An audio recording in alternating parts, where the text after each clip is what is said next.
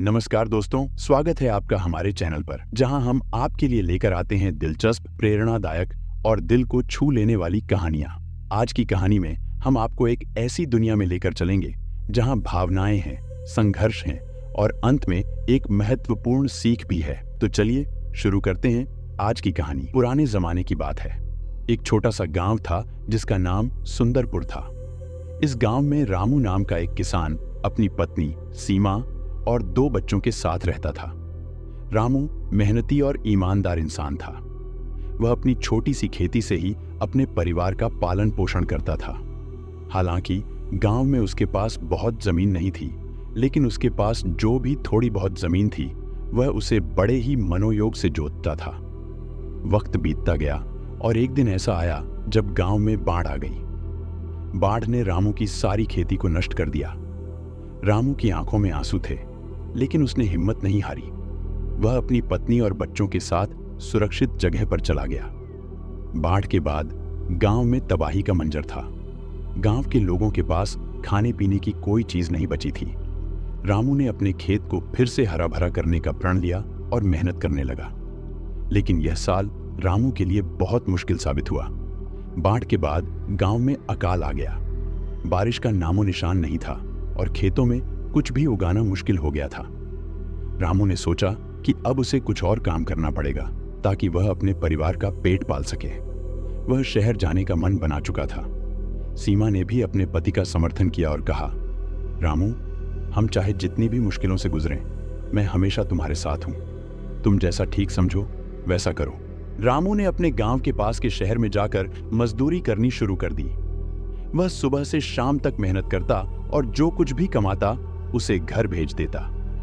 सीमा अपने बच्चों के साथ गांव में रहती थी और रामू के भेजे हुए पैसों से घर का गुजारा करती थी।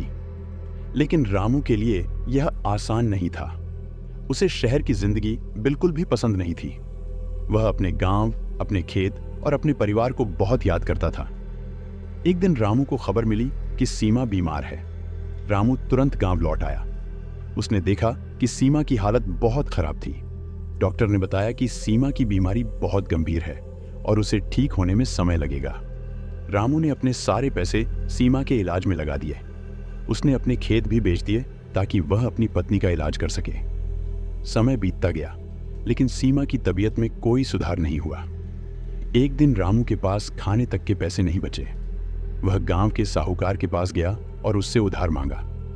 साहूकार ने उधार देने से मना कर दिया और कहा, रामू, तुम्हारे पास अब कुछ भी नहीं बचा है।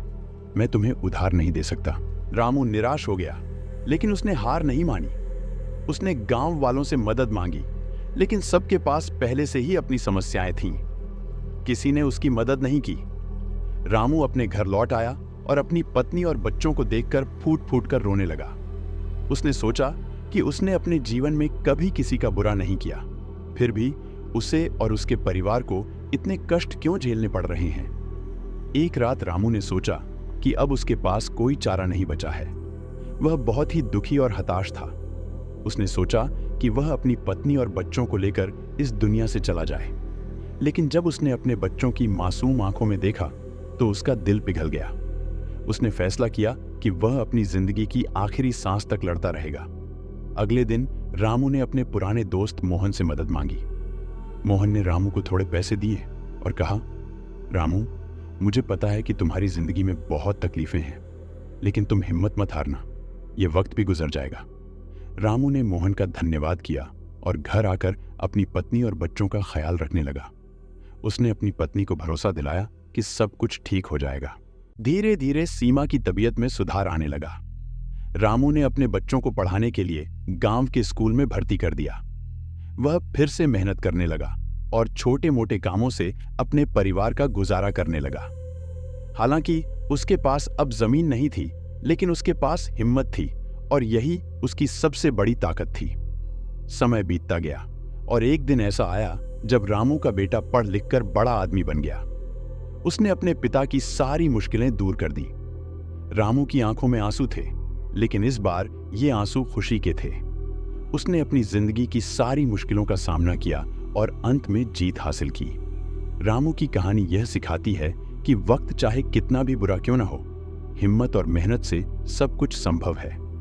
जीवन में दुख आते हैं, लेकिन उनका सामना करने के बाद ही इंसान असली सफलता हासिल कर पाता है। अगर आपको हमारी ये कहानी पसंद आई हो तो कृपया इसे लाइक और शेयर करना न भूलें। हमारे चैनल को सब्सक्राइब करें और बेल आइकन दबाएं ताकि आप हमारी अगली कहानी मिस न करें। आपकी प्रतिक्रियाओं का हमें इंतजार रहेगा, तो नीचे कमेंट्स में अपनी राय जरूर दें। फिर मिलेंगे एक और नई कहानी के साथ। तब तक के लिए धन्यवाद।